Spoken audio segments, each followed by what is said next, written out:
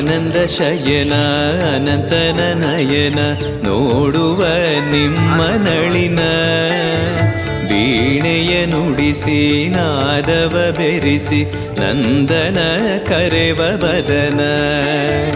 ಆನಂದ ಶಯನ ಅನಂತನ ನಯನ ನೋಡುವ ನಿಮ್ಮ ನಳಿನ ವೀಣೆಯ ನುಡಿಸಿ ನಾದವ ಬೆರೆಸಿ ನಂದನ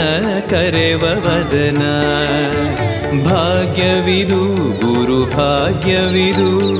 ಮಧುರಾಪತಿಯನ್ನ ನಟನ ಮಧುರವಿದು